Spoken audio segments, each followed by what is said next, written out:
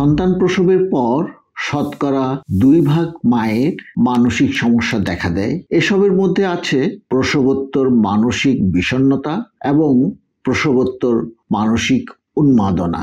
এখন প্রশ্ন হচ্ছে, কোন মায়েদের এই সব সমস্যা বেশি হয়?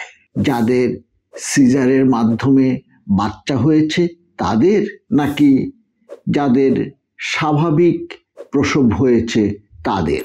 কিছুদিন আগে আমার কয়েকজন রোগী নিয়ে এসেছেন যাদের সিজারের মাধ্যমে প্রসব হয়েছে এবং তাদের যেই আত্মীয় স্বজন, তাদের প্রশ্ন ছিল, স্যার, আমাদের রোগীর এই যে মানসিক অসুস্থতাটা হলো, এটা কি সিজারের কারণে হয়েছে?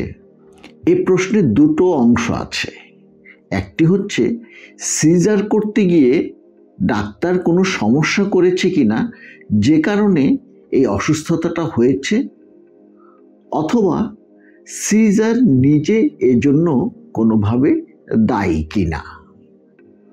এটি একটি জটিল প্রশ্ন এবং এটির উত্তরও বেশ জটিল। এক কথায় এর উত্তর দেওয়া সম্ভব নয়। সিজার করা অথবা স্বাভাবিক প্রসব যে কোনো মায়ের মানসিক সমস্যা হতে পারে। তবে গবেষণায় দেখা গেছে কিছু কিছু ক্ষেত্রে সিজার করেছে এমন মায়েদের মধ্যে মানসিক সমস্যা বেশি হয়। এর কারণ খুঁজতে গিয়ে দেখা গেছে যে শুধুমাত্র একটি কারণে নয়, বরং অনেকগুলো কারণ মিলে এই মানসিক অসুস্থতার জন্ম দেয়। প্রথমত, যেসব মা সিজার করার জন্য মানসিকভাবে প্রস্তুত থাকেন না, অথবা সিজার করাটাকে সহজভাবে গ্রহণ করতে পারেন না, তাদের মধ্যে মানসিক সমস্যা বেশি হয়। অথবা যেসব মা স্বাভাবিকভাবেই স্বাভাবিক প্রসব করবেন বলে ধারণা করা হচ্ছিল, কিন্তু হঠাৎ করে কোনো ধরনের সমস্যা দেখা দেওয়ার ফলে হঠাৎ সিদ্ধান্ত নিতে হয়েছে যে তার সিজারের মাধ্যমে প্রসব করতে হবে। এসব ক্ষেত্রে মা খুব মানসিক চাপের মধ্যে পড়ে যায় এবং এর ফলে তাদের মানসিক সমস্যা দেখা দেয়। এছাড়া সিজার হচ্ছে এমন একটি অপারেশন যেখানে রোগীকে অজ্ঞান করা হয়।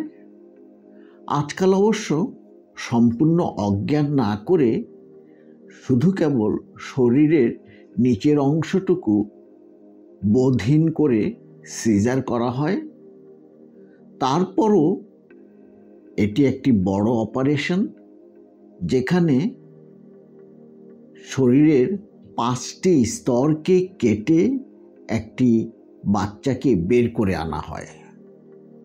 প্রসব করানোর সময় মা কোনো রকম ব্যথা অনুভব না করলেও প্রসবের পর যখন বেদনানাশক বন্ধ করে দেওয়া হয় তখন মা অনেক বেশি ব্যথা অনুভব করেন। একে তো অপারেশনের জটিলতা, ধাক্কা, অন্যদিকে ব্যথার চাপ, এ দুটো মিলে মাকে অত্যন্ত কাহিল করে দেয় এবং মানসিকভাবে বিপর্যস্ত করে ফেলে। শারীরিক এই ব্যথা বেদনা নিয়েও মাকে তার নবজাত সন্তানটিকে পরিচর্যা করতে হয়। অন্ততপক্ষে তাকে স্তন দান করতে হয়, নানান রকম শারীরিক সুবিধা অসুবিধার দিকে খেয়াল খবর রাখতে হয়। সাধারণভাবে জন্মের পর বাচ্চাদের স্বাভাবিক ঘুম ফেরত আসতে বেশ কিছু মাস সময় লেগে যায়। এ সময়টা মায়েরা সঠিকভাবে ঘুমাতে পারেন না, বিশ্রাম নিতে পারেন না। এই কারণে মায়েদের শরীরে যতটা বিশ্রাম দরকার হয় ততটা তারা নিতে পারেন না। তার উপর যদি থাকে সিজারের পর কোনো ইনফেকশন হওয়া অথবা তার সুস্থ হয়ে উঠতে বেশি সময় লাগা, তাহলে তা সেই মায়ের উপরে আরও বেশি চাপ সৃষ্টি করে। কোনো নারী যদি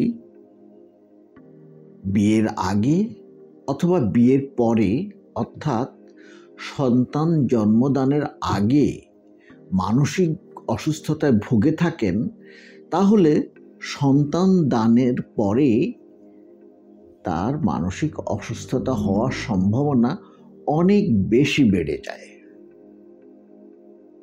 তাই আমরা বলি, যদি আপনার আগে থেকে মানসিক রোগ থেকে থাকে তাহলে আপনি গর্ভকালীন অবস্থা থেকে সন্তান জন্মদান করার পর পর্যন্ত মানসিক রোগ চিকিৎসকের পরামর্শে থাকুন। যদি কোনো মায়ের বংশে অর্থাৎ তার মায়ের দিকে অথবা বাবার দিকে অথবা ভাই বোনদের কারো মধ্যে মানসিক অসুস্থতার ইতিহাস থাকে, তাহলে সে নারীর সন্তান প্রসবের পর মানসিক অসুস্থতায় ভোগার সম্ভাবনা বেড়ে যায়। যদি কারো পরিবারে এ ধরনের ইতিহাস থাকে তাহলে অবশ্যই তাকে সচেতন হতে হবে যে তিনি মানসিক অসুস্থতায় আক্রান্ত হতে পারেন। সন্তান প্রসবের পর মানসিক অসুস্থতা কী ধরনের হয়ে থাকে সে বিষয়ে আমার ভিডিও আছে, তার লিংক ডেসক্রিপশনে দেওয়া থাকবে, আপনি দেখে নিতে পারবেন। আমি ডাক্তার জিল্লুর কামাল আপনাদের সামনে প্রায় আসি নানান বিষয়ে কথা বলতে। আজকে যে বিষয়ে কথা বললাম এ বিষয়ে অথবা মানসিক রোগ বিষয়ে আপনার যদি জানার ইচ্ছে থাকে আপনি কমেন্ট বক্সে আমাদেরকে জানাবেন, আমি চেষ্টা করব সে বিষয়ে আপনাকে জানাতে। দর্শক, আরেকটি খবর দিতে চাই, যৌন স্বাস্থ্য ও রিলেশনশিপ বিষয়ে আমি আরেকটি চ্যানেল করছি। চ্যানেলটির নাম ইন্টিমেসি জেড এবং ছাত্রদের জন্য লেখাপড়া বিষয়ে একটি চ্যানেল করছি। চ্যানেলটির নাম জেড লার্নিং ল্যাব। চোখ রাখুন আমাদের এই দুটো চ্যানেলের উপরও।